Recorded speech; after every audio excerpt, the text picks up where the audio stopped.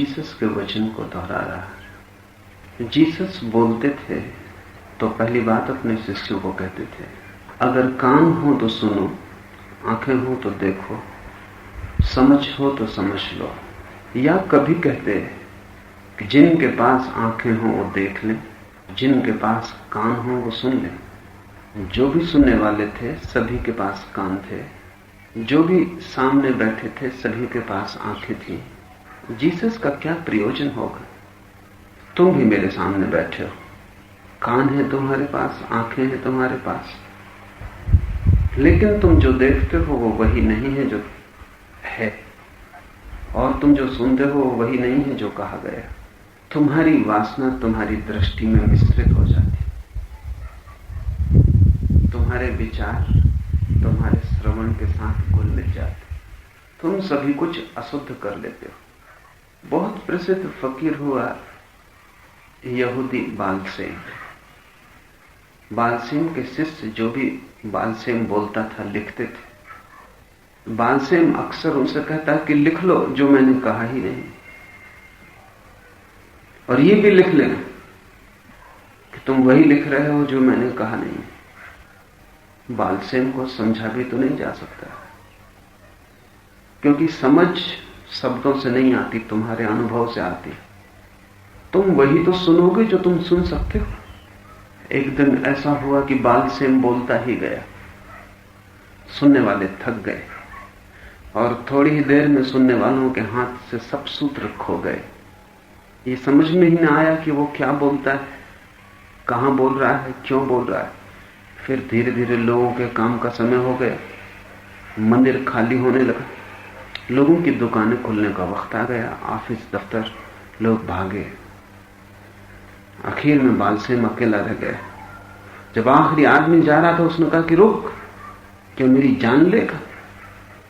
तो आदमी ने कहा कि मैं क्यों आपकी जान लूंगा, मैं तो जा रहा हूं, सब लोग जा चुके हैं। बालसेम ने कहा कि मेरी हालत तुमने वैसी कर दी जैसे कोई आदमी सीढ़ी पे चढ़े, तुम्हें जहां तक दिखाई पड़ा तुम सीढ़ी को संभाले रखे, लेकिन ये सीढ़ी वहां है जो ज्ञात से अज्ञात तक जाती, और जैसे ही मैं तुम्हारी आंखों के पार हुआ तुम सीढ़ी छोड़ के जाने लगे, मेरी जान लोगे।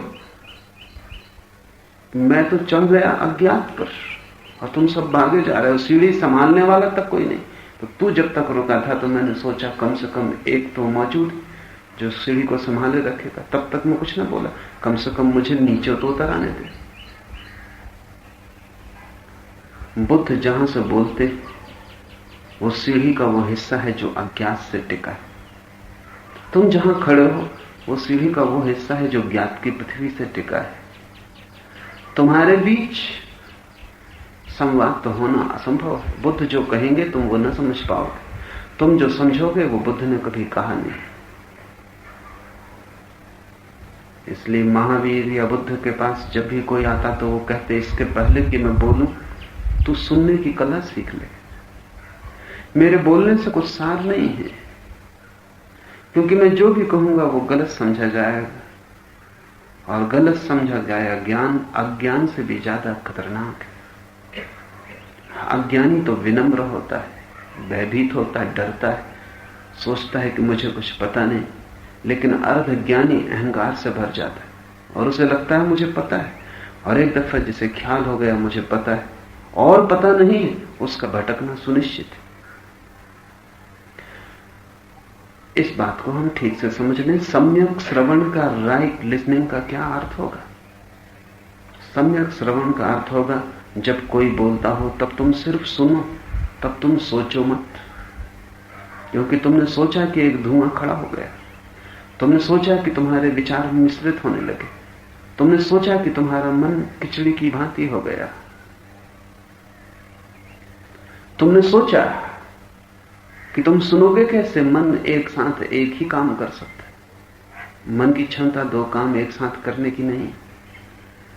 और जब कभी तुम दो काम भी करते हो तब भी तुम समझ लेना, एक क्षण मन एक काम करता है, फिर तुम दूसरा काम करते हो, फिर एक काम करता है, लेकिन एक क्षण में मन एक ही काम करता है। तुम बदल सकते हो, तुम मुझे सुनो एक क्षण और फिर एक क्षण सोचो, फिर मुझे सुनो फिर सोचो, ऐसा तुम कर सकते हो। लेकिन जितनी देर तुम सोचोगे उतनी देर तुम मुझे चूक जाओगे। इसका यह अर्थ नहीं कि आवाज तुम्हारे कानों में न पड़ेगी, आवाज तो पड़ेगी, कान झंकृत होंगे, शब्द सुने जाएंगे, लेकिन समझे ना जा सकेंगे।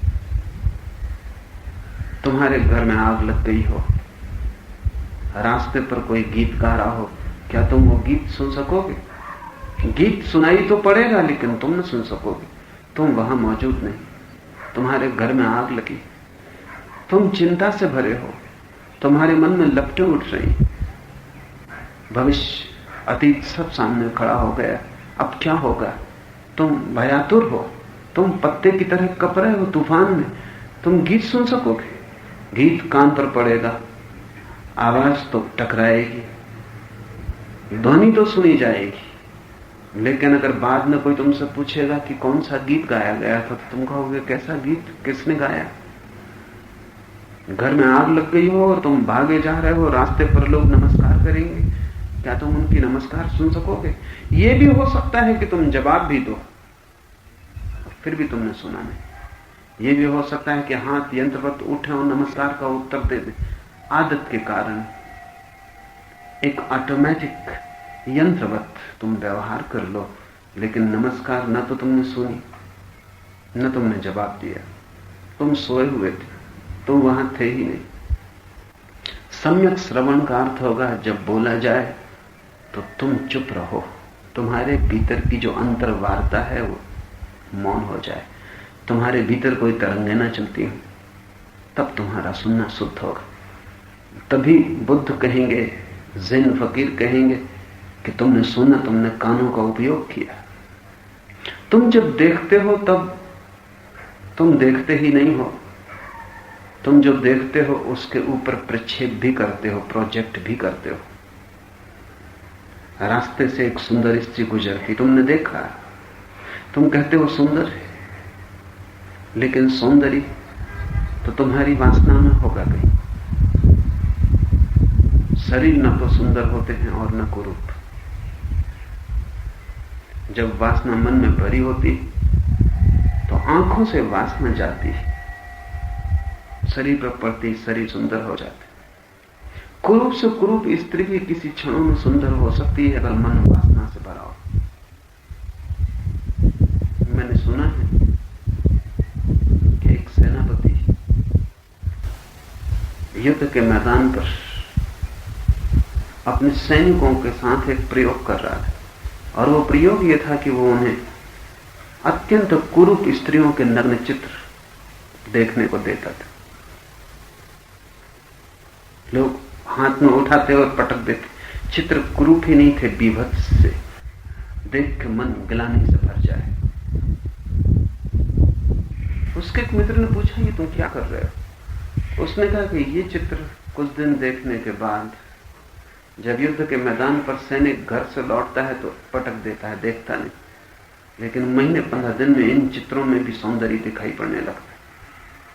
और जब मैं देखता हूं कि इन चित्रों में भी देखने में रस आने लगा, तब मैं समझता हूं अब इस सैनिक को छुट्टी देने का वक्त आ गया, इसको घर भेजना चाहिए। अब स्त्री का अभाव इतना ज्यादा हो गया है कि अब एक कुरूप और बीभत्स स्त्री भी सुंदर मालूम पड़ने लगी। चित्र वही है, आंख अब वासना को फेंक रही। तुम सोचते हो कि स्त्री सुंदर है इसलिए तुम्हें प्रेम हो जाता है, तो तुम गलती में हो, तो तुम्हें जीवन का कुछ भी पता नहीं। प्रेम के कारण स्त्री सुंदर दिखाई पड़ती है, प्रेम के कारण सुंदर नहीं होती। जब प्रेम खो जाएगा तो यही सुंदर स्त्री साधारण हो जाएगी। मैंने सुना है एक आदमी अपने घर लौटा और उसने पाया कि उसका निकटतम मित्र उसकी पत्नी का चुंबन ले रहा। मित्र घबरा गया। उस आदमी ने कहा, घबराओ मत, मैं सिर्फ एक ही प्रश्न पूछना चाहता हूं, मुझे चुंबन लेना पड़ता है क्योंकि ये मेरी पत्नी, लेकिन तुम क्यों ले रहे?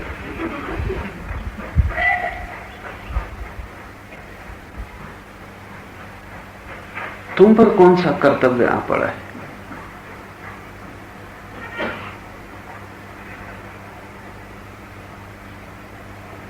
आदमी की वासना जैसे ही चुकती है, सौंदर्य खो जाता है। दो शराबी एक शराब घर में बैठ के बात कर रहे हैं, आधी रात हो गई और एक शराबी दूसरे से कहता है, इतनी रात तक बाहर रुकते हो, पत्नी नाराज नहीं होती? तो उस दूसरे आदमी ने कहा कि पत्नी, मैं विवाहित नहीं हूं। तो उस पहले आदमी ने कहा, तुम और चकित करते हो, अगर विवाहित ही नहीं हो तो इतनी रात तक यहां रुकने की जरूरत क्या है? लोग पत्नियों से बचने के लिए ही तो आधी आधी रात तक शराब घरों में बैठे हो। उस शराबी ने कहा, तुम मुझे हैरान करते हो, अगर विवाहित ही नहीं हो तो इतनी रात तक यहां किस लिए रुके हुए? जिससे हम परिचित हो जाते हैं उसी से आकर्षण खो जाते हैं। इसलिए वासना को जो भी मिल जाता है वही व्यर्थ हो जाता है। जो दूर है वो सुंदर लगता है, जो पास है वो कुरूप हो जाता है। जो हाथ में है वो आसार मालूम पड़ता है, जो हाथ के बाहर है बहुत पार है, जिसको हम पा भी नहीं सकते। जो हमारी पहुंच से बहुत दूर है उसका सौंदर्य सदा बना रहता है। आंखें सिर्फ अगर देखें और जो देखें उसमें कुछ डालें ना, तो आंखों ने देखा। लेकिन तुम कैसे देखोगे? तुम्हारी आंखें डालने का काम भी कर रही, तुम्हारी आंखें धागे भी फेंक रही हैं वासनाओं के। तो तुम जो भी देखते हो उस पर तुम्हारी वासना भी तुम फेंक रहे हो। आंख एक गहरा मार्ग नहीं है, डबल वे ट्रैफिक। उसमें तुम्हारी आंख से भी कुछ जा रहा है, आंख में भी कुछ आ रहा है, ये दोनों मिश्रित हो रहे हैं। इस मिश्रित आंखों से जो देखा जाएगा वो सत्य नहीं हो सकता। इसलिए ज्ञानियों ने कहा है, जब तुम्हारी आंखें शून्य होंगी और जब तुम्हारी आंखें कुछ भी जोड़ेंगे नहीं, तब सत्य तुम्हारे लिए प्रकट हो जाए। शून्य आंखें लेके जाना, दर्पण की तरह आंखें लेके जाना, तभी तुम जान सकोगे जो है उसे। ये ज़ैन फकीर ठीक कह रहा है। ये अपने शिष्यों को कह रहा है कि तुम्हारे पास कान है, तुम्हारे पास आंखें, लेकिन मैं तुमसे पूछता हूं, तुमने कभी देखा, तुमने कभी सुना? तुम्हारे पास नाक है, तुमने कभी सुगंध ली? तुम्हारे पास इंद्रियां तो हैं, लेकिन जब तक इंद्रियों के पीछे वासना छिपी है तब तक तुम्हारी इंद्रियां विकृत है। बुद्ध पुरुष की इंद्रियां शुद्ध हो जाती। ये सुनकर तुम्हें थोड़ी हैरानी होगी, क्योंकि तुम तो सोचते रहे हो, सुनते रहे हो कि बुद्ध पुरुष की इंद्रियां रह ही नहीं जाती। मैं तुमसे कहता हूं, बुद्ध पुरुष के पास ही इंद्रियां होती, तुम्हारे पास तो इंद्रियां विकृत। बुद्ध पुरुष की इंद्रियां शुद्ध होती, उसकी आंख देखती, सिर्फ देखती, कुछ जोड़ती नहीं, अपनी तरफ से कुछ डालती नहीं। तुम बड़ा अजीब खेल खेल रहे हो। तुम्हारी ही आंखें सौंदर्य को डाल देती हैं किसी की देह में, और फिर तुम उसके पीछे लग जाते हो, क्योंकि इतने सुंदर व्यक्ति को बिना पाए तुम कैसे रह सकते हो। तुम्हारा ही लोभ धन पर उतर जाता है और धन की महिमा हो जाती है, और फिर तुम धन के पीछे पागल हो जाते हो।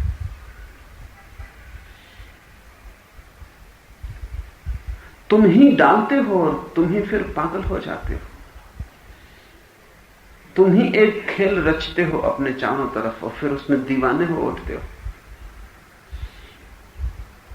बुद्ध पुरुष देखते हैं, सुनते हैं, स्वाद लेते हैं, उनकी गंध का क्या कहना। वो गंध का पूरा रस उपलब्ध करते हैं, लेकिन चूंकि भीतर कोई वासना नहीं है, चित्त निर्वासना से भरा है, चित्त वासना मुक्त हो गया है, इसलिए उनकी आंखें, उनके कान शुद्ध द्वार होते। बुद्ध पुरुष उनसे बाहर नहीं जाते, संसार उनसे भीतर आता है। उनकी आंखों से रोशनी भीतर उतरती है, लेकिन कोई वासना उनकी आत्मा को बाहर नहीं ले जाती। बुद्ध पुरुष अपने में स्थिर रहते हैं, इंद्रियां शुद्धतम काम करती हैं, उनकी संवेदना परिपूर्ण हो जाती है। इसलिए अगर कोई पक्षी गीत गाएगा तो जैसा गीत बुद्ध पुरुष सुनते हैं तुम नहीं सुन पाओगे, तुम्हारे पास कान नहीं। और जब वर्षा में वृक्ष हरे उठते हैं तो बुद्धों ने जैसी हरियाली देखी है तुम न देख पाओगे, तुम्हारे पास आंखें नहीं। क्षुद्र से क्षुद्र में बुद्ध को विराट दिखाई पड़ेगा। आंखें तुम्हारे पास हो तो तुम्हें भी दिखाई पड़ेगा। तुम पूछते हो परमात्मा कहां है? अच्छा हो कि तुम पूछो कि मेरे पास आंखें कहां हैं। तुम पूछते हो कैसे सुने, कि वो अमृत वाणी सुनाई पड़े, ओंकार की ध्वनि गूंजे। पूछो कि तुम्हारे पास कान नहीं है, कान कैसे पाओ? क्योंकि ओंकार चारों तरफ गूंज रहा है। जिसके पास कान शुद्ध है उसे ओंकार के सिवाय कुछ और सुनाई पड़ता ही नहीं। जिसके पास आंखें शुद्ध हैं, पदार्थ खो जाता है, परमात्मा प्रकट हो जाता है। ये शुद्ध आंखों का दर्शन जो सूंघ सकता है, उसे परमात्मा की गंध के सिवाय दूसरी गंध सुनाई नहीं पड़ती, सूंघने में नहीं आती। अब हम ऐसा कह सकते हैं, अशुद्ध आंखों से जब हम देखते हैं तो पदार्थ दिखाई पड़ता है, परमात्मा शुद्ध आंखों की प्रतीति। अशुद्ध कानों से सुनते हैं, शब्द सुनाई पड़ते हैं। शुद्ध कानों से सुनते हैं, सत्य सुनाई पड़ता है। इंद्रियां तुम्हारी शत्रु नहीं, लेकिन शुद्ध इंद्रियां चाहिए। तुम एक ऐसी दूरबीन लिए बैठे हो जो विकृत है, उससे तुम जो भी देखते हो वो विकृत हो जाता है। इंद्रियों का शुद्धिकरण योग है, और जितनी ही तुम्हारी इंद्रियां शुद्ध होती जाती उतना ही तुम्हारा प्रत्यक्ष निर्मल होता जाता। ऐसा हुआ, मगीद नाम का एक यहूदी फकीर जंगल में भटक गया। कहानी है, कहानी बड़ी मीठी। शैतान ने उसे भटका दिया, क्योंकि मगीद से शैतान बड़ा परेशान था। ये उसकी सुनता ही नहीं था, और 1000 उपाय करता था, सब असफल हो जाते थे। तो मगीद और उसके एक शिष्य जो जंगल से गुजर रहे थे, उनको शैतान ने रास्ता भटका दिया। जंगल में भटक रहे हैं, रास्ता मिलता नहीं, और बड़ा हैरान हुआ मगीद की उसकी स्मृति खोती जा रही। वो जो भी जानता था वो भूलता जा रहा है। उसने अपने शिष्य को कहा कि तो बड़ी मुश्किल मालूम होती है, शैतान का हाथ मालूम होता है, मैं जो भी जानता था वो भूल रहा है। सब शास्त्र खो गए, सब प्रक्रियाएं खो गई, मेरी शक्ति छिनती जा रही। तू कुछ कर, तूने मुझे इतना सुना है, कुछ तो तुझे याद होगा उसमें से, कुछ बोल, कोई प्रार्थना जो मैं रोज करता था। उस शिष्य ने कहा, अगर मेरे पास कान होते तो मैं तुम्हारी प्रार्थना भी सुनता। मैंने सुनी है प्रार्थनाएं, लेकिन वो मैंने मेरी तरह से सुनी, वो ठीक नहीं हो सकती। और जब तुम्हारी ठीक प्रार्थनाएं भटक गई तो मेरी गैर ठीक प्रार्थनाएं क्या काम आएंगी? मैं भी भूलता जा रहा हूं, मैं भी घबरा गया हूं। मगीर ने कहा, तुझे कुछ तो याद होगा मेरे सुने हुए में से। उसने कहा, तुम जोर ही देते हो, तो सिर्फ अल्फाबेट ABCD, अलिफ बे, बस वही मुझे याद है। आबा सादा, बस वही मुझे याद है, और तो सब मुझे भूल गया है। तो मगीद ने कहा, कोई हर्जा नहीं, देर मत कर, इसके पहले कि वो भी भूल जाए। तो जोर से अलिफ बे का पाठ शुरू कर, वर्णमाला का पाठ शुरू कर। शिष्य ने आज्ञा मानी, उसने ABCD का पाठ जोर से शुरू किया। मगीद उसके पीछे पाठ को दोहराने लगा। मगीद दोहराने में ऐसा तल्लीन हो गया, समाधिस्थ हो गया। शैतान छोड़ के भाग खड़ा हुआ, क्योंकि ऐसे तन में चित्त के पास शैतान नहीं टिक सकता। परमात्मा के फूलों की वर्षा होने लगी, सब ज्ञान वापस लौट आया। मगीद के शिष्य ने पूछा, ये तो चमत्कार कर दिया, सिर्फ वो वर्णमाला के पाठ से। मगीद ने कहा, सभी शास्त्रों में जो है वो वर्णमाला से ज्यादा नहीं। वर्णमाला में सभी कुछ आ जाता है, कुछ बचता नहीं। और फिर मैंने जब पूरी वर्णमाला दोहरा दी तो मैंने परमात्मा से कहा कि अब तू ठीक से जमा ले, प्रार्थना तो मेरी तुझे पता ही, वर्णमाला ये रही, तू जमा ले। जमा दिया और प्रार्थना पूरी हो गई। अगर भाव हो तो वर्णमाला वेद हो जाती, अगर भाव ना हो तो वेद भी वर्णमाला से ज्यादा नहीं।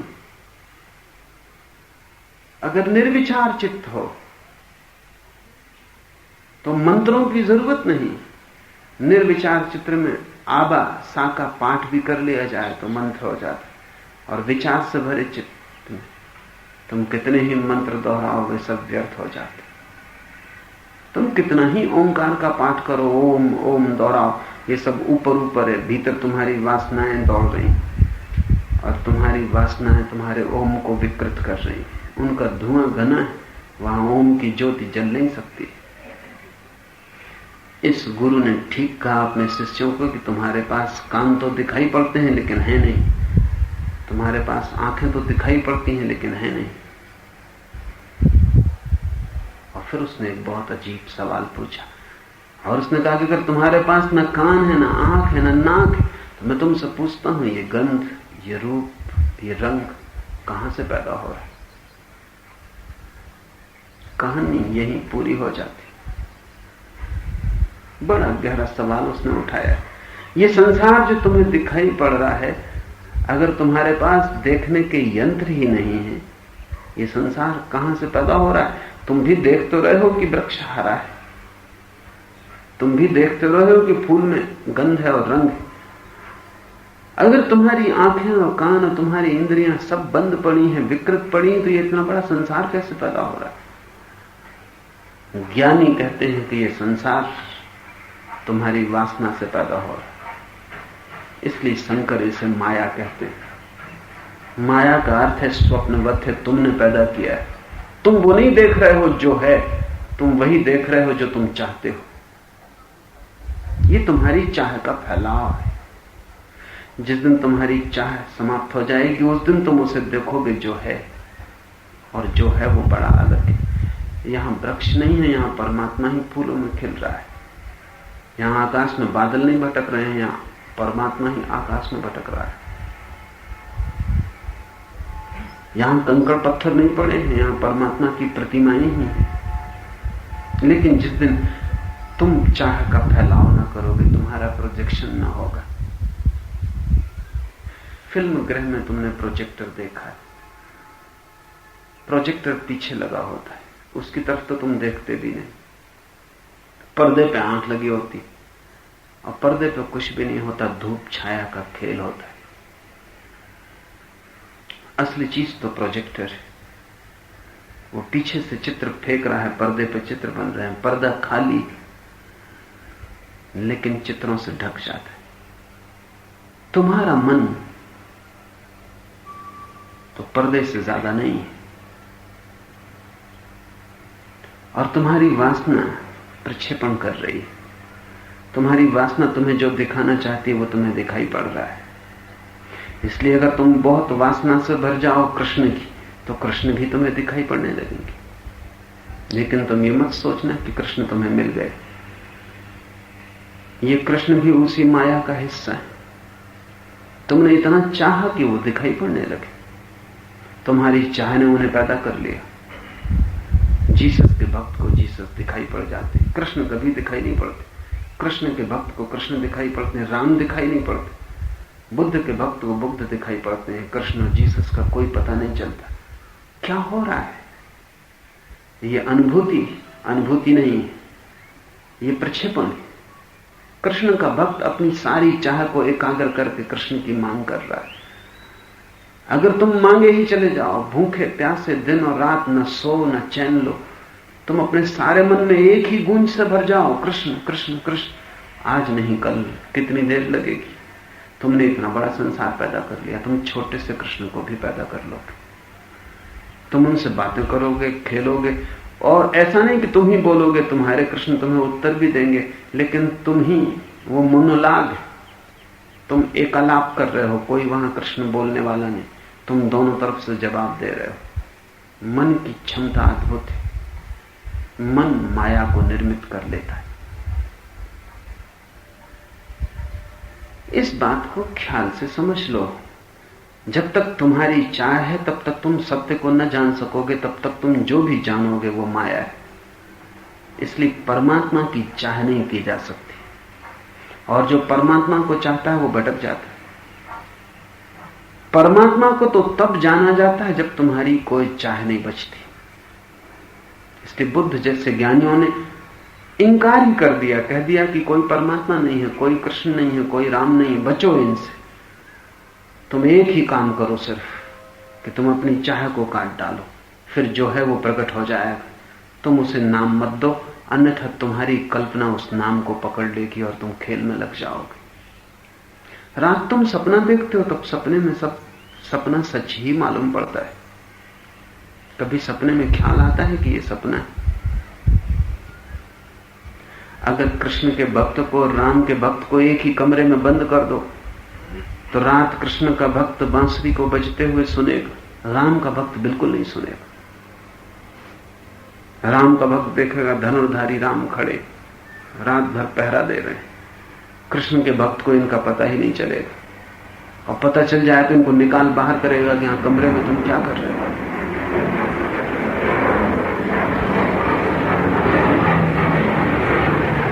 मन की गहनतम क्षमता है प्रोजेक्शन, माया का फैलाव। तुम जो चाहते हो वो दिखाई पड़ने लगेगा, तुम बड़े शक्तिशाली हो। ये ज़ेन गुरु पूछता है कि फिर कहां से हो रहा है रूप रंग पैदा, ये आकृतियां कहां से निर्मित हो रही जब तुम न देखते न तुम सुनते। ये तुम्हारी वासना से फैल रही है। क्या ऐसे क्षण की कोई संभावना है जब तुम निर्वासना से देख सको सुन सको? उस दिन तुम्हें परम गंध का अनुभव होगा। भक्तों ने ज्ञानियों ने बहुत उल्लेख किए कि जब ज्ञान की आंख खुलती या हृदय के द्वार खुलते या जब वासना गिर जाती और चित्त निर्मल और निर्विकार हो जाता तो ऐसी ध्वनि सुनाई पड़ने लगती है जो अनाहत है। एक तो ध्वनि है जो आहत है, कोई ताली बजाए तो आवाज सुनाई पड़ती, दो चीजें टकराएं तो आवाज पैदा होती। टकराने से जो ध्वनि पैदा होती है वो आहत है। मैं बोल रहा हूं ये भी आहत है, क्योंकि यंत्र टकरा रहा है, बोलने का यंत्र आवाज कर रहा है। ज्ञानी कहते हैं जब सब वासना खो जाती तो अनाहत वाणी सुनाई पड़ती है। वो वाणी सुनाई पड़ती है जो किसी टकराहट से पैदा नहीं हो रही, वही वाणी ओंकार है। वो सब तरफ गूंज रही लेकिन तुम उसे देख ना पाओगे। तुम तो उस ओंकार में भी अपना हिसाब बना रहे हो। कभी तुम ट्रेन में सफर करते हो, गाड़ी के चाक छक छक झक झक करते हुए चलते, तुम जो भी गीत सुनना चाहो उसमें सुन सकते हो।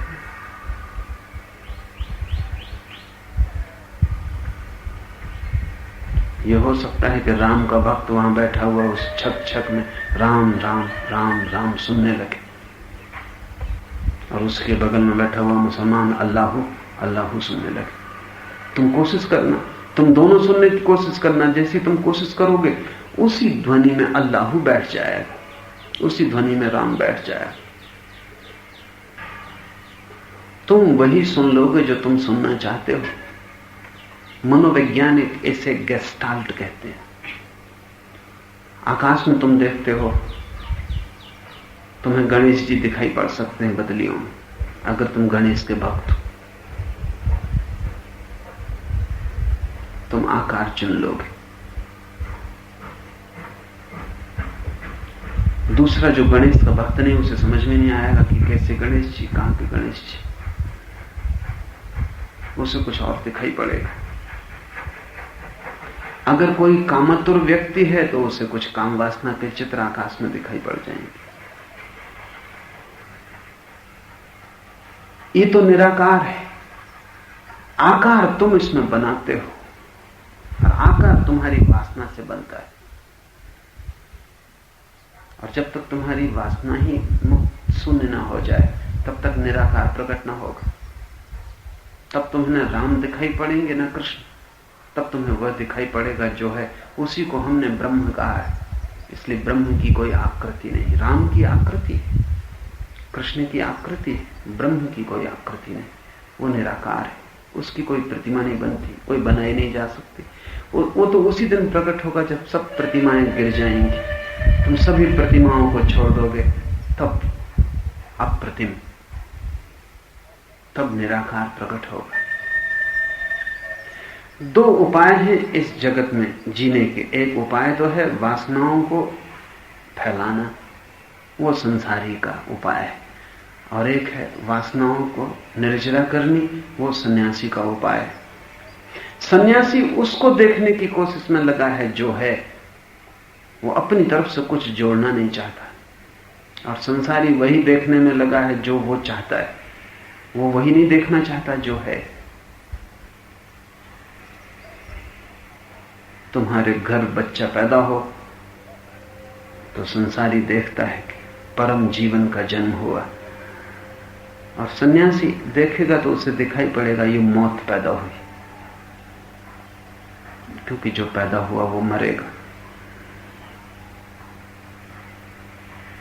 तुम हंसोगे, नाचोगे, सन्यासी रोएगा कि एक मौत और घटी, एक लाश और निर्मित हुई, एक रूप बना अब बिखरेगा।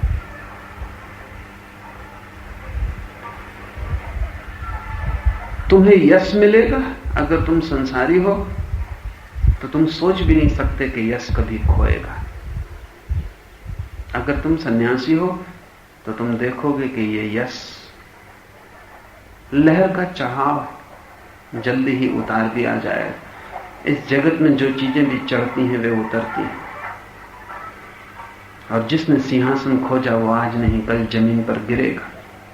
जिसने यश चाहा, प्रतिष्ठा मांगी, उसे अपमान मिलेगा। जिसने स्तुति की खोज की वो गालियों की तलाश कर रहा है।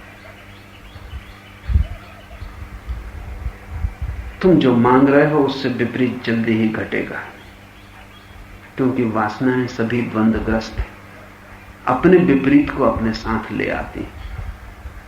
तुमने चाहा कि इस मित्र से कभी बिछोए ना हो, बस उसी दिन बिछोए के बीज बो दिए, और तुमने कहा ये प्रेमी सदा मेरे पास रहे, उसी दिन तलाक की शुरुआत हो गई।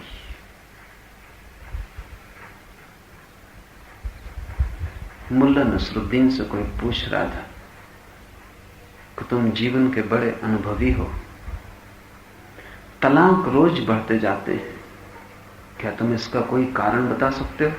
नसरुद्दीन ने कहा मैं सोचूंगा। महीने भर बाद उस आदमी ने फिर पूछा। नसरुद्दीन ने कहा मैंने बहुत सोचा और मूल कारण खोज लिया। उस आदमी ने कहा बताओ, क्योंकि इस मूल कारण से दुनिया का लाभ होगा। नसरुद्दीन ने कहा मूल कारण विवाह, न होगा विवाह न होगा तलाक, विवाह हुआ कि तलाक होगा। कुछ लोग तलाक के बाद भी साथ रहते हैं, ये बात दूसरी है। कुछ लोग ज्यादा ईमानदार हैं, तलाक के बाद अलग हो जाते हैं, ये बात दूसरी है। लेकिन जहां हुआ विवाह वहां तलाक होगा, जहां हुआ प्रेम वहां घृणा होगी। वासना का स्वभाव विपरीत से संयुक्त है। जो तुमने पाया उसे तुम खोओगे। पाने में ही खोना घट गया, थोड़ी देर लगेगी, थोड़ा समय लगेगा। सन्यासी उसको देखता है जो है, संसारी उसको देखता है जो वो चाहता है जो हो। संसारी अपनी वासना से देखता है, इसलिए एक जगत निर्मित कर लेता है जो काल्पनिक है। कौन है पत्नी, कौन है पति, कौन है पिता, कौन है मां, कौन है अपना और कौन है पराया? क्या है जिसे तुम कह सकते हो मेरा है? क्या है जिसे तुम जन्म के साथ लाए थे? क्या है जिसे तुम मौत के बाद साथ ले जाओगे? लेकिन मध्य में एक बड़ा साम्राज्य तुम निर्मित करते हो, कहते हो मेरा है। उसके लिए दुखी होते हो, सुखी होते हो, पीड़ित परेशान होते हो, बड़ा उपद्रव पैदा होता है, बिना ये पूछे कि जब मैं कुछ लाया नहीं और जब मैं कुछ ले जा ना सकूंगा तो इस थोड़ी सी देर में जहां सराय में विश्राम किया है वहां अपने का फैलाव क्यों करूं? जैसे किसी स्टेशन के विश्राम गृह में तुम बैठे हो और शोरगुल मचाने लगो कि ये फर्नीचर मेरा है, कि तू क्यों इस कुर्सी पर बैठा है, ये मेरी। लेकिन तुम ये मचाते नहीं शोरगुल, क्योंकि तुम जानते हो घड़ी भर बाद तुम्हारी ट्रेन आ जाएगी, तुम पकड़ोगे ट्रेन और विदा हो जाओगे। ये विश्रामालय है, ये तुम्हारा कोई घर नहीं। लेकिन 7 मिनट रुके कि 7 घंटे की 70 वर्ष, इससे क्या फर्क पड़ता है? समय क्या असत्य को सत्य कर देगा? समय की लंबाई क्या विश्रामालय को घर बना देगी? सिर्फ समय की लंबाई से इतना हो सकता है, तुम्हारी बुद्धि दोनों छोर को मिला नहीं पाती कि तुम आए और गए। इसलिए मेरे और तेरे का बड़ा उपद्रव खड़ा होता है। ये ज़ेन गुरु कह रहा है कि तुम्हारे पास आंखें तो हैं लेकिन तुमने देखा नहीं, क्योंकि देखना हो तो आंखों को निर्धूम होना चाहिए, आंखों में फिर वासना नहीं होनी चाहिए। जब तक तुम्हारी आंख में वासना का बादल तैर रहा है तब तक तुम जो भी देखोगे वो गलत होगा। आंख निर्मल चाहिए, कोरी चाहिए, खाली चाहिए, ताकि आंख प्रतिबिंब बनाए, ताकि आंख दर्पण हो और जो है वही दिखाई पड़े। कान निर्मल होने चाहिए ताकि वही सुनाई पड़े जो है। काश तुम वही देख सको जो है, तुम मुक्त हो जाओगे। जो मैं कह रहा हूं अगर तुम वही सुन सको तुम मुक्त हो सकते हो, अन्यथा जो मैं कह रहा हूं तुम उससे भी बंध जाओगे। शास्त्र मुक्त नहीं करते, बांध लेते। गुरु स्वतंत्रता नहीं बनता और एक नई परतंत्रता बन जाता है। तुम उसके पैर भी पकड़ के जंजीरें खड़ी कर लेते हो। तुमने कुछ गलत सुना, अन्यथा तुम बुद्धों को भी पिघला के जंजीरें कैसे बनाते। सभी मंदिर कारागृह हो गए, सभी चर्च गुलामियां, सभी धर्म तुम्हारे ऊपर बोझ बन जाते। और आश्चर्य की बात यह है कि इन सभी को जन्म देने वालों ने तुम्हारी मुक्ति का पैगाम दिया था। वे पैगंबर थे, तुम्हें स्वतंत्र करने के लिए आतुर थे। वे चाहते थे कि तुम मुक्त आकाश में उड़ जाओ, तुम्हारे पंख खुलें, तुम्हारे पिंजरे टूट जाएं। लेकिन तुम बड़े होशियार हो, तुमने उनसे भी पिंजरे निर्मित कर लिए, तुमने उनसे भी सींचे ढाल लिए, तुमने उनसे भी कारागृह बना लिया। तुम्हारी कुशलता का अंत नहीं, तुम उनकी प्रतिमाएं अपने कारागृह में ले आए, बजाय कि तुम उनके साथ खुले आकाश में गए होते। तुम उन्हें भी अपने कारागृह के भीतर ले आए। तुमने अपने कारागृह की दीवारों को उनके चित्रों से सजा लिया है। अब ये कारागृह और भी छोड़ने जैसा मालूम नहीं पड़ता, ये बड़ा प्यारा है। तुम कुछ ऐसे हो, तुम्हारी वासना का गणित कुछ ऐसा है कि तुम जंजीरों को आभूषण समझ लेते हो, तुम हीरे मोती लगा लेते हो उन पर, फिर छोड़ना भी मुश्किल हो जाता है। तो तुम्हें जो भी मुक्त करने आता है तुम उससे ही बंध जाते हो। हिंदू, मुसलमान, ईसाई बंधनों के नाम, मुक्ति का भी क्या कोई नाम हो सकता है? कारागृहों के नाम हो सकते हैं, मुक्त आकाश का क्या नाम होगा? कारागृहों की सीमाएं हो सकती हैं, मुक्त आकाश की क्या सीमा होगी? तुम धर्म को भी गुलामी में बदल लेते हो, क्योंकि तुम जो सुनते हो वो वही नहीं है जो कहा गया है।